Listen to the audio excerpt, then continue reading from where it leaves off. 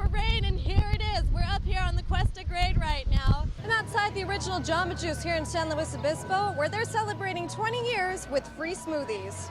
Earlier this week, we spoke with a Morro Bay woman who's been living in New Zealand for the past 16 years. And she says it takes more than money to rebuild a city. Relief efforts are now concentrated on the people in Tokyo and northern Japan. The church has listed the ordination of women as one of the most serious crimes against the church, putting it in the same category as pedophilia. There was a lot of celebration of all things olive in Paso Robles today. The annual Olive Festival draws hundreds of people to the city park each year. This is the 7th year the Main Street Association has held the event. Producers from across the state as well as local olive farmers bring their cream of the crop to the park. Well, the forecast was for rain, and here it is. We're up here on the Cuesta Grade right now, where flooding has created some unsafe conditions. CHP are patrolling the highway right now, telling people to stay off the roads and avoid the turnouts as much as possible. The roads have a lot of oil on them, just from the traffic and cars and whatnot.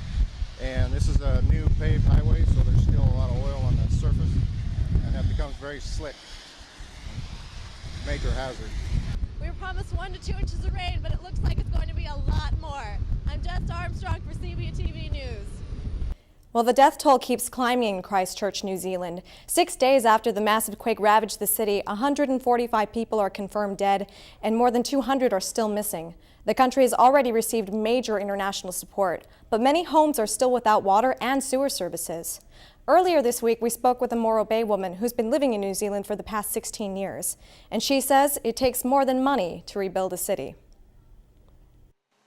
I had 2 little 5-year-old girls between my legs, just completely beside themselves, and one girl just fell asleep instantly from shock. Amy Smith Gardner held her children and their classmates close the day the earthquake hit Christchurch. We stayed in the field for probably a couple of hours because there was kids waiting for their parents that never showed up.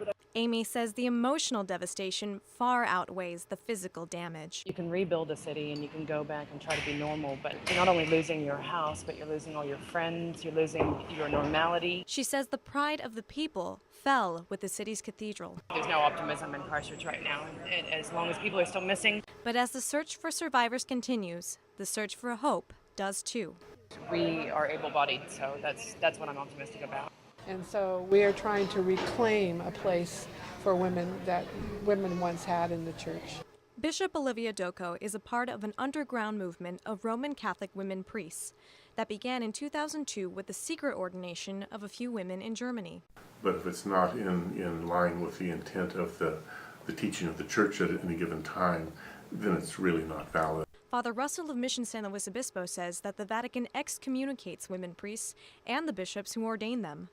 Doko and other female priests have rejected the Vatican's order because they feel their ministry is valid. Sometimes the only way you can change an unjust law is to break that law. One of the reasons women are not allowed to practice priesthood is because they cannot physically image Christ. Christ was a male, and it requires a male to fully take on that. It would be perhaps like me trying to be the Blessed Virgin Mary. It just wouldn't come off, But Doko's mission is to bring change to the church and teach a new model of ministry that includes equality for women as bishops, priests, and deacons.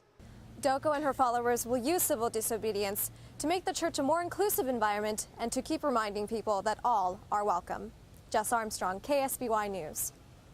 People were panicking everywhere. Arroyo Grande natives Penny Tobar and David Cochran have lived in Tokyo for 5 years now. And they say they've never seen anything like this. I could see the sidewalks filling with people. The streets were just packed with cars. And the traffic wasn't moving. And there was police everywhere trying to guide people.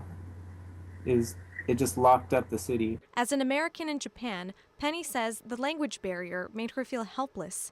And a new level of fear set in when she tried to walk home on streets she'd never walked down before. Not being able to translate that, and not being able to understand what I'm supposed to do or like where I'm supposed to go or how to get home, that was super scary for me. But through those scary moments, Penny and David say Tokyo was prepared. Initially when it happened, most people didn't react because there are a lot of earthquakes that happen in Japan, and it was small at first, and then it just got progressively bigger. It is a big catastrophe, but at the same time, everything is so well organized. Quick reaction from the city allowed hotels and office buildings to turn into evacuation centers with emergency food and supplies. The city phone lines were also open to the public and free to use. I feel safe here. Like, I'm not worried or anything. I think my mom is more worried than I am. And Penny and David say that relief efforts are now concentrated on the people in Tokyo and northern Japan, and that international relief is greatly appreciated. In San Luis Obispo tonight, Jess Armstrong, KSBY News. Meet 11-year-old Maria, 13-year-old Allison, and 11-year-old Matthew. They're playing with their friends on a playground designed especially for them. They're like, wow, you know, I'm up really high, and to be able to have them slide down the slide and, you know, just be on the play structure with the kids just ripping and roaring around them. These 6th, 7th, and 8th graders have disabilities that used to make it impossible for them to join their peers on the swings and slides.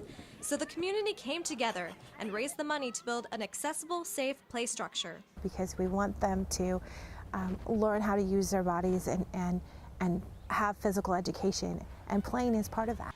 Being able to play together is essential for these students' physical and emotional growth. And with all the kids being able to play together, it has taught them the value of acceptance. We just couldn't relate to them as easily. But now that we have the playground, it's really easy. Easy to see how this special playground has made a universal difference in the lives of all the students at the school. They're a lot happier, full of joy. So great to see. Well, the universally accessible playground cost about $100,000 to build. About half the money came from Santa Barbara County. The school and the local community raised the rest with fundraisers. Jess Armstrong, KSBY News.